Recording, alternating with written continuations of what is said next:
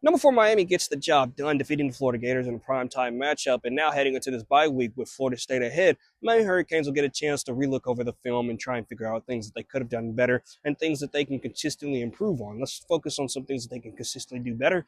One of those things is the offense. On a very inconsistent offensive night, the Hurricanes still were able to put up 26 points. That's because of the running ability of Marty Brown and Mark Fletcher Jr. If they were able to lean on the running game just consistently and a bit more throughout this game, 26-7 wouldn't even be the score. It would be closer to 42-7 or somewhere around that range. There was inconsistency with play calling towards the middle of the game, and it's been like that for a couple of weeks for the Hurricanes, where they get off to a very good start with the opening play of the game, but then once those unscripted plays start to happen, it'll be inconsistencies here, it'll be inconsistencies there, it'll be a lot of back and forth, and then they find their groove either late in the third or early in the fourth, and they just start pounding the rock down people's throats. That's what they need to start doing consistently and focus on consistently doing that. Not having Carson Beck try to play Superman. He had another bad pick today, but he wasn't the main contributor of what caused the offense to sputter. It was just a lack of inconsistent play calling and plays of what they needed to do. Now, on the other side of the ball, defense, A-plus performance on all facets of the game. Ruben Bain Jr. looks like one of the best, if not the best player in the country, not just on defense and on offense, just the entire country.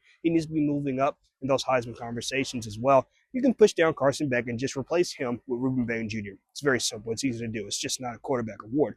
Now, other players that were able to perform at a very high level. Jacoby Thomas, the Tennessee transfer, coming in and being a massive addition for the secondary. And like Corey Heatherman said in postgame, what Mohamed Torrey and what Ruben Bain said, they are a violent group and they love it.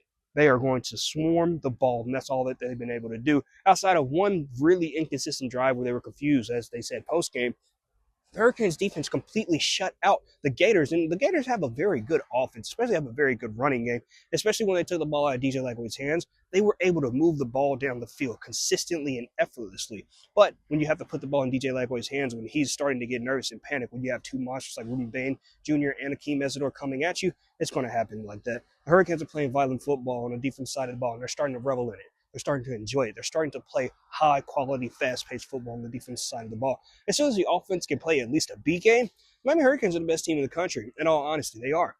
As soon as they start to find a way to consistently play on both sides of the ball, and maybe that's what the bye week will be heading into Florida. You have a bye week, you go to Florida State, then you have another bye week, and you have Louisville on a Friday night. These next two games are very important for the Miami Hurricanes. It could be their, I wouldn't say make or break, but it could be their make or break into getting into the playoffs and just easily coasting their way through with a very lighter schedule towards the end of the season.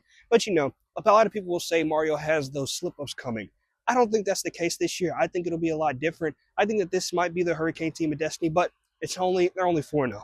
There's still so much season to go, and there's a lot left to be played. So the Hurricanes get the job done. They defeat Florida soundly, and they continue to move on to a bye week.